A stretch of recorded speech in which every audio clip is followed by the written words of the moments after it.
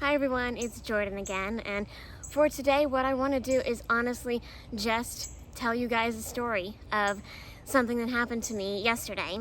And now, in the past, when I will tell you guys a story, I'll always have a devotional or a set of song lyrics that I've also printed out and brought along with me to kind of supplement it, to also share with you guys at the same time. Today is going to be different. I don't have anything else with me. I didn't even bring my notebook. I didn't even write out any notes of cliff notes or bullet points that I wanted to say. None of that. I don't have anything today except that I'm just going to talk with you and share with you guys this story. So bear with me. I hope it goes well as we just talk about something really amazing that happened to me yesterday. So, little bit of context. I think you guys, almost all of you, already know this by now, but just in case you don't, little backstory is that I've had a double lung transplant when I was a baby, and every 3 months I have to go back into the hospital to have this one specific test done that basically just tells me how much lung function I have left. Because when you've had a lung transplant, the big idea is how much lung function do you still have, right? So you would think, okay, she's been doing this every 3 months for pretty much all of her life. She's got to have gotten good at it by now, right? That's where you'd be wrong. Well, I should say that you'd be half wrong with that. Physically, I've gotten very good at it. Even the technicians will say, like, man, you really know what you're doing. You can do it exactly the way you're supposed to. So physically, I'm good at it. Emotionally is kind of a different story. It's not easy for me. It's not easy for anyone in my family emotionally to go through it over and over and over again. I heard someone sent me something once about someone kind of talking about health issues. And this guy said that every test, every appointment, everything medical that you go through, even when it goes well, it's just a reminder of the hard reality that you are in, that you're in this chronic medical situation that's never going to change. And that was very powerful and impactful to me because I think that he said that very well, that everything goes, whether it goes well or poorly, just reminds you of the hard reality that you're in. And so it's difficult. And I've had both. I've had them go well, I've had them go poorly. Sadly, more and more these days, it seems to go the latter. But overall, it's just a difficult time. That day when you have to do it every 3 months. So that's a little bit of the backstory to kind of lead you guys into it. Now, fast forward, or I guess start the story, 2 nights ago, so the night before the test, and I cannot sleep at all, ironically for a different reason. This had nothing to do with the test, but for a completely different reason. I just haven't been sleeping well, so I'm completely wide awake and kind of struggling with it. And so y'all probably know by now, what is the one thing that I do when something like that is happening? You're exactly right. I turn on the radio and listen to some Christian music because that always is a lifeline for me.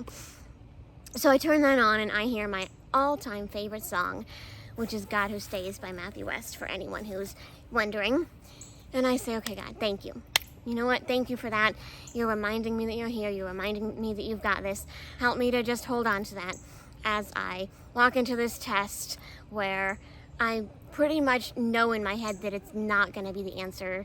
It's not going to come out with the result that I'm hoping for. So I'm like, okay, God, help me to just hold on to that. Help me to remember that.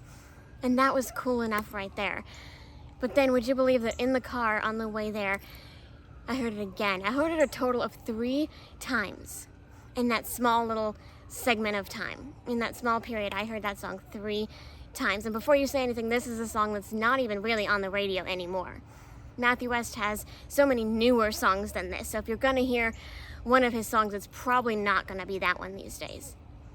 But this time I heard it 3 times. Another cool thing, we're driving down the road on the way to the hospital. And my mom looks up and she sees this church. And you know how the churches have like the signs outside?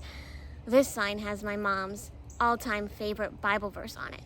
Proverbs 3, 5, and 6. Trust in the Lord with all your heart and lean not on your own understanding. In all your ways acknowledge him and he will make your paths straight. Now, all of these things, you could look at me and you could say, well, those are just kind of coincidences. Or you could say those are kind of just things that just happen randomly by chance and have nothing to do with you. Or honestly, you could just say, Jordan, you're being way too dramatic. You must have just been so sleep deprived that you're just making things out of nowhere. But I'm here to tell you that's not any of what it was. I have no doubt that that was God speaking directly to me and directly to my mother during just a very difficult morning, just a very difficult time. That was God speaking directly to us. And I know that because something even more remarkable happened that morning. I was not afraid at all. Now, for me to say that, that is a big deal, because try as I might, and I do try. I try to give it to God, but I am always so afraid and fearful and worried about these tests, and knowing that it's not going to be what I want and there's nothing I can do to change that.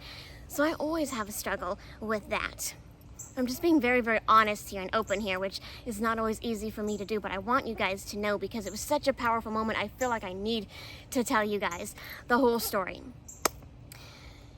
I felt absolutely no fear that morning on the way to the hospital, walking into that test, doing that test. None at all. And I know that that was God. I heard someone say, when you don't feel fear, and you should, in quotes, like when it's a fearful situation and you don't feel fear, that is God lifting it up off of you. And that is exactly what happened to me that morning. And I know that that was a gift from God. And it got me thinking about how kind is God, the God of the entire universe, the God who made everything, still sees me hurting, sees me afraid, and decides to comfort me. Don't ever let anyone tell you that God doesn't love you, or that God is not kind, or even that God is only kind when things are going well.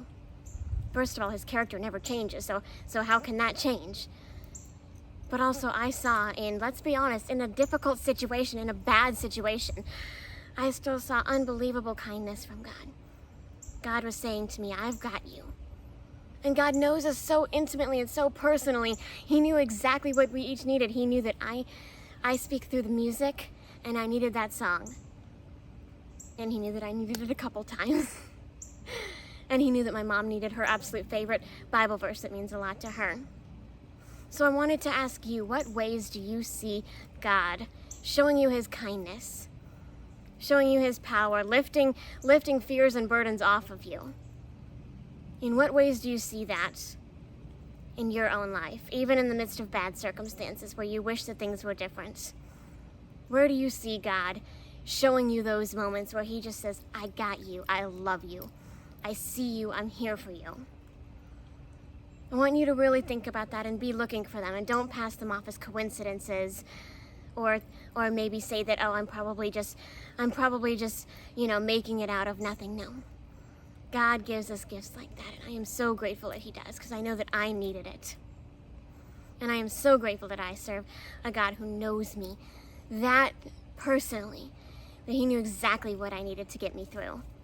And one that loves me so much that he didn't just say, she'll be fine, she's doing this again. Really? She's doing this again? Fine, she'll be fine, she'll get over it. No, he loves me so much that he didn't want me like that. He wanted me to know that he was there. He gave me such a special gift. Such a special gift in those 3 songs and in that Bible verse and in just the whole experience of lifting the fear off of my chest and saying, I got you. I got you. That was such a gift. God's love is so amazing and so powerful, guys. Look for ways that you can see that in your own life.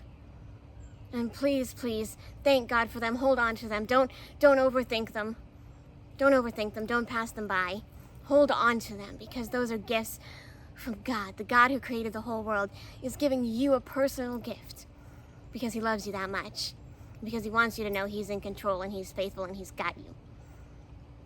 Thank you guys for letting me share that story. And just in case any of you are wondering, I will let you know that the results were actually okay from the test. They were not what I was hoping for, but they haven't been for a little while, but they were okay. They were actually a little bit better than I thought they would be. So praise God for that as well. But either way, I just wanted you to know the story of how incredible God is and what an amazing gift he gave to me and my mom. So thank you for letting me tell that, and be on the lookout for gifts like that in your own life. Because God is good all the time. I love you guys. Goodbye.